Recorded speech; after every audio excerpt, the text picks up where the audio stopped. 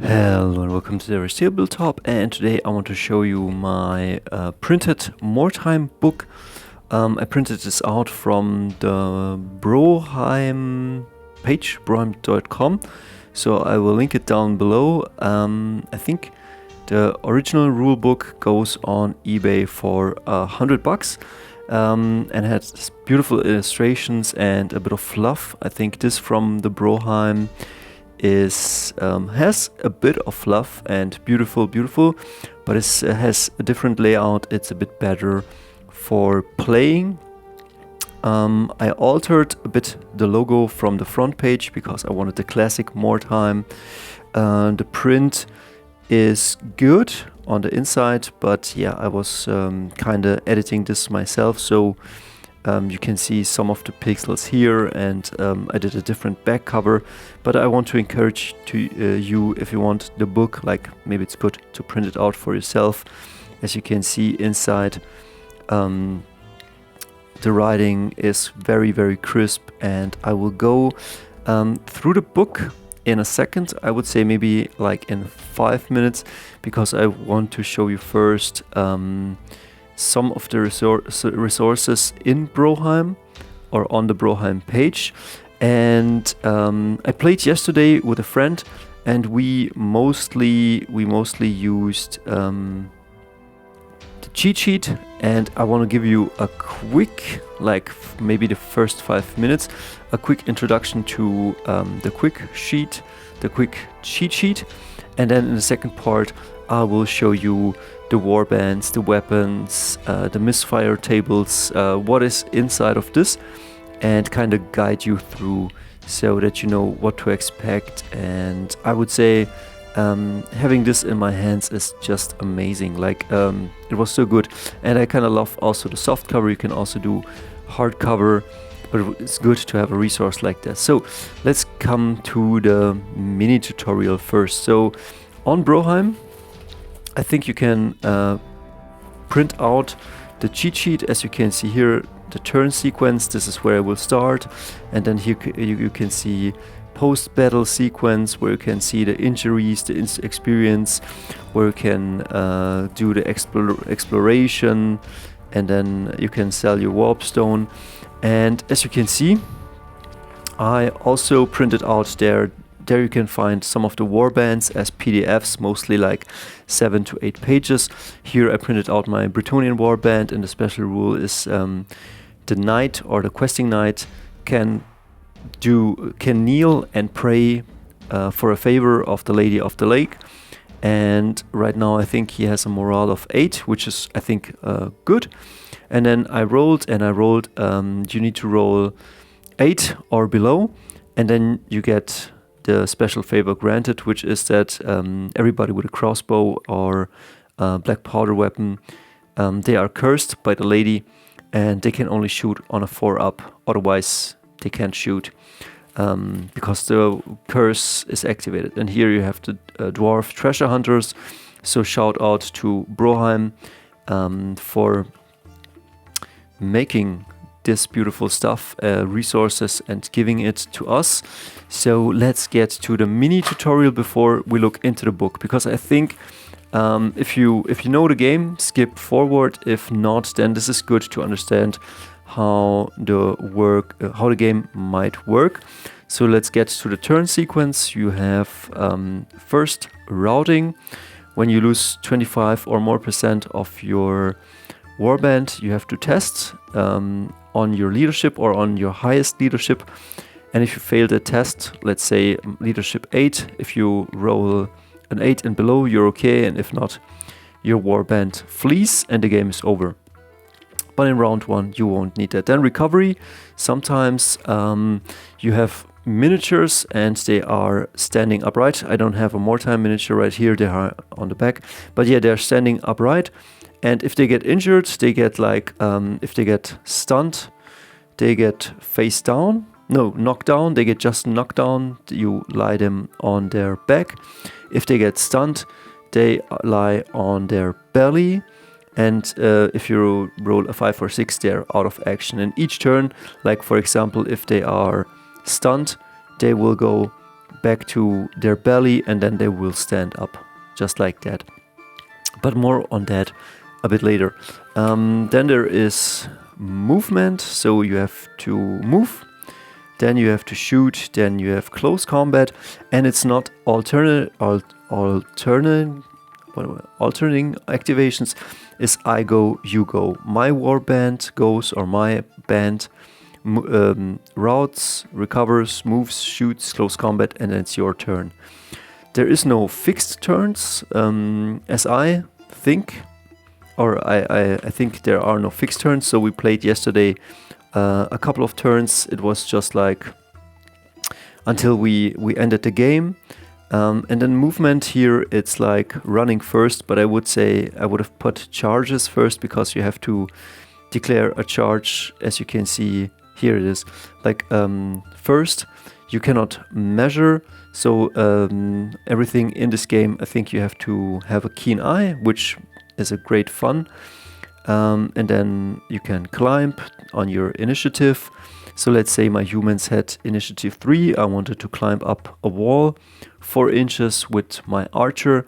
So I had to roll a 3 and below. I didn't. I rolled a 4 and then nothing happened. Running is usually double the speed. Charge is also double the speed, but you get fight first. And then, as you can see, jumping down and all of that stuff, falling.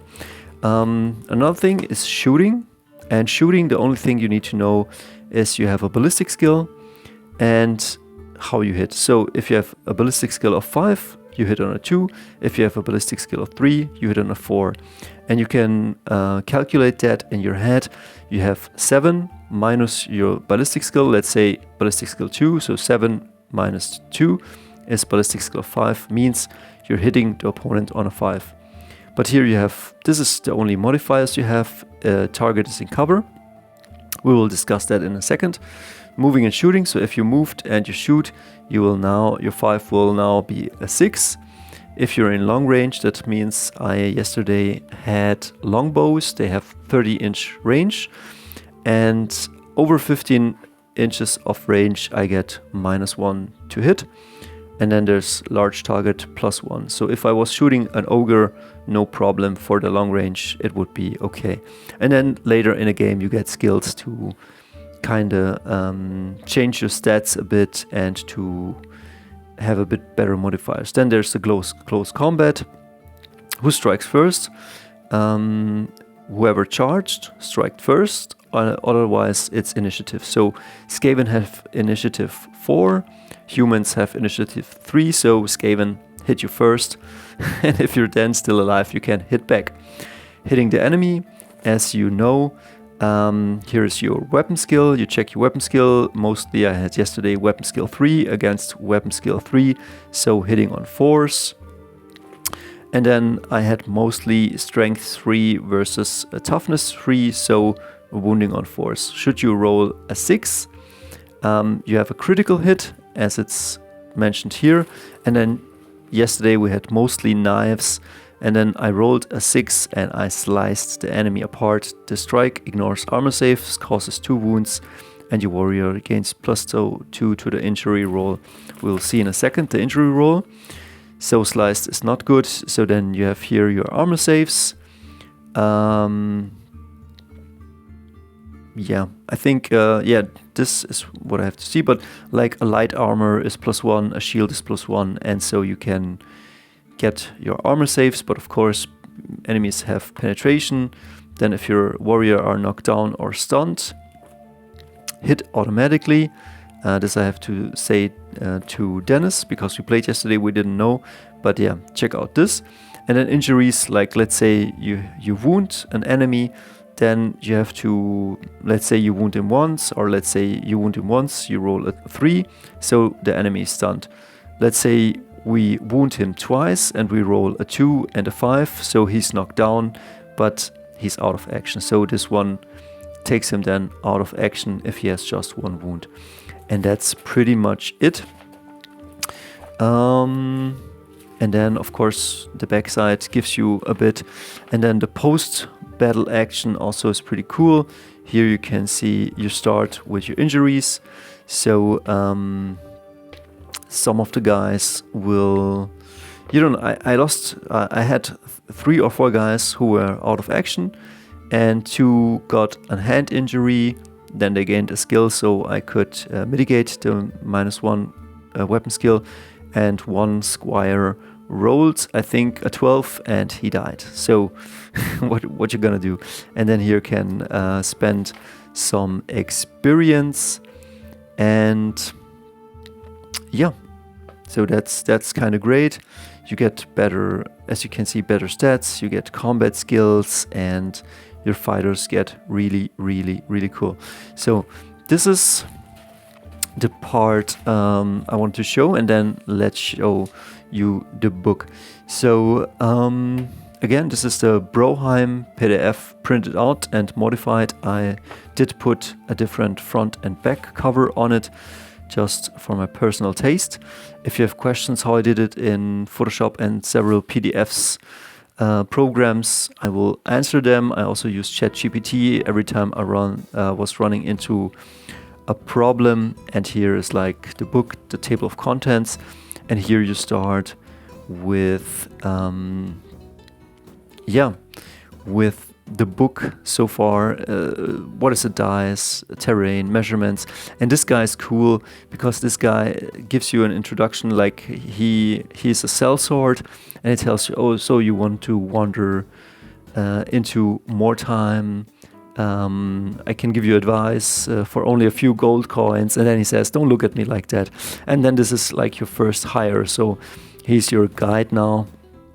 And then again, characteristics, where you look at ballistic skill, strengths. If you played a Warhammer book, a Warhammer system, an old hammer, it's pretty much all there. Then here the turn sequence, recovery, movement, shooting, as I told you in a second ago. And here it's done the right way, like charge first, you declare charges first, then every other movement, and then normal movement.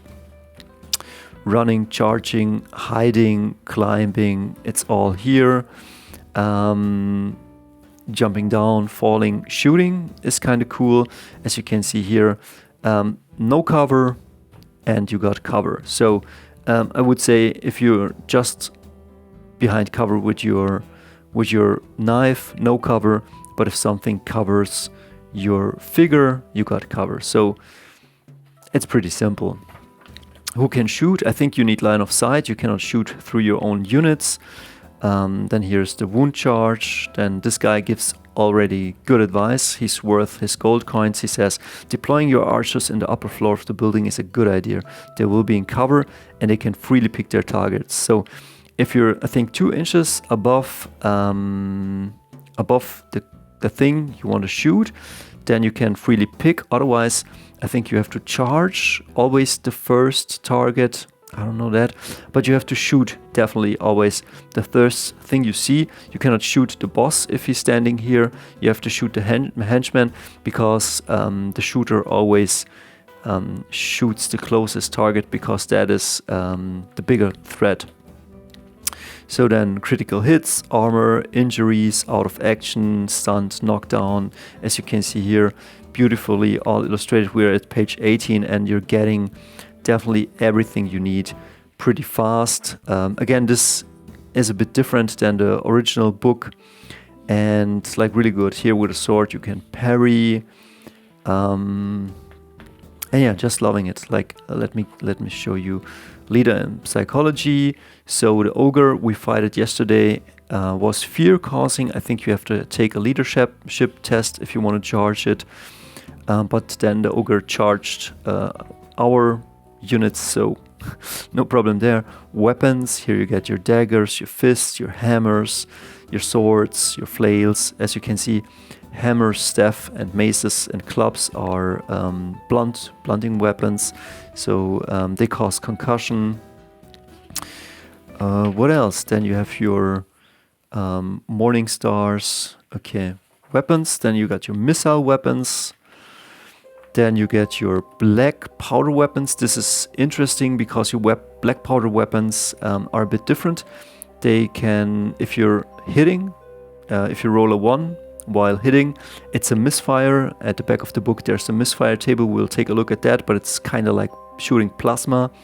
And also black powder weapons can only shoot, and then next turn you need to reroll, and then in turn 3 you can shoot again. But again, there is no like 7 turns. You play turn. It's your turn, my turn, your turn, my turn. We played like 22, 30 turns yesterday, and so it's no problem. But there are skills that you can have 2 pistols. There are skills that you can reload faster, I'm pretty sure. So black powder weapons, pretty fun. Then there's armor, there's shields, there are helmets, there are buckler. I think with a buckler doesn't give you, it's cheaper. I think it doesn't give you an armor save, but you can parry with a buckler. So then different equipment, you can bring a lucky charm, you can bring garlic, you can bring whatever. Like that's pretty funny. A lantern, animals, Mordheim map, and it's pretty cool. So then magic, prayers of Sigmar, necromancy, chaos rituals for each of your warbands. You can have here lesser magic, magic of the horned red. Starting a warband, everything you need to know. Heroes, champions, henchmen. And then this guy gives great advice. How to deal with the cult of the possessed, how to deal with the undead, about the witch hunters, about the Middenheimers, about the Marienburgers. So this guy is pretty cool. Then you get your first warband, the mercenaries, and it explains the Reichlanders, the Middenheimer, Marienburgers. I think one have better strengths, if I'm not wrong. One have a better ballistic skill, and the Marienburgers are just rich. They give you 100 plus gold at the beginning, which is strong. And then you can see your mercenary captain, your champions, your swordsmen, your young bloods, then cult of the possessed. What else? The chaos dudes are pretty cool. You can bring a possessed, a mutant, a dark soul. You can equip him with mutations. An extra arm is always handy. I think it gives you +1 attack, pretty strong. Then you got the witch hunters. Yeah, beautiful thing. Sisters of Sigmar and all of their stuff. Then the undead, pretty cool. Here you're bringing a vampire and a necromancer. Pretty cool. Zombies, ghouls, dire wolves. What else? Skaven. I think these are the original warbands, and then there's much more than this. Some say it's good to start with an original warband for the beginning because it doesn't get too complicated too soon. But yeah, you do you check it out, what you like. Here are campaigns and how to play a campaign. Here's your injury list, what can happen after the match, experience, how to gain gold. I think this is the experience cap, how strong one can get. I think, if I'm not mistaken, this is how strong or how good humans can get. I think they cannot go over toughness 4 or ballistic skill 6 or movement 4 or leadership 9. So there is definitely, I think, a cap, if I'm not mistaken. Then here are some skills, combat skill, shooting skill. Let's pick, for example, the shooting skill Eagle Eye. The warrior sight is exceptionally keen. Like after every game, if you're rolling 10 to 12, you can gain an extra skill, and then one of your dudes could get 6 inches to his missile weapons. Like that's really, really good. Scenarios, and that's what we played yesterday. We rolled, you roll from 2 to 12 with 2d6, and we played scenario 7 yesterday, the skirmish, where you go in and search for a treasure, and then you get out. It's pretty amazing, like 11 scenarios, then income, how you sell your stuff, and yeah, pretty cool. Everything here, magical artifacts table, selling warpstone. Then you can trade, and then you're already like, this is just 100 pages, and as you can see here, yesterday we were fighting an ogre bodyguard, but here are your mercenaries. You can hire these guys. You can hire a pit fighter for 30 golds, and 15 golds is the upkeep. An ogre bodyguard sets you back 80 golds, and then the upkeep is just 30 golds. And yeah, you can spice up your warband, or maybe if you have all shooting guys, you can hire just a pit fighter and an ogre, and now you have a bit more melee. You can buy a halfling scout. The warlock is pretty cool because it's very cheap. You can buy it for 30 golds, 15 golds upkeep, and now you have somebody who can do magic spells, like pretty amazing. Freelancer, elf ranger, dwarf, troll slayer, 25 gold, 10 to upkeep. I mean, amazing. You can just buy mercenaries. And then I think if you're a bit behind with your warband, Dramatis Personae could show up and help you out. So you get a special character if you're a bit behind, and I think they are stronger than the normal guys, and I think that's pretty much it. Here it's only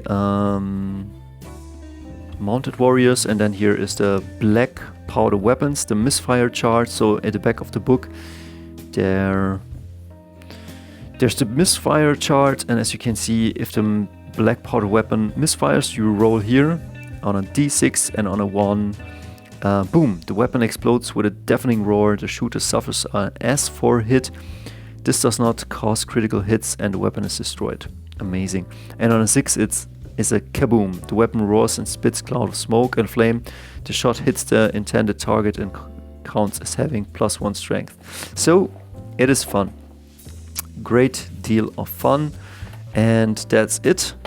And I'm happy that I have it now in my hands. It's kind of cool to have a rule book.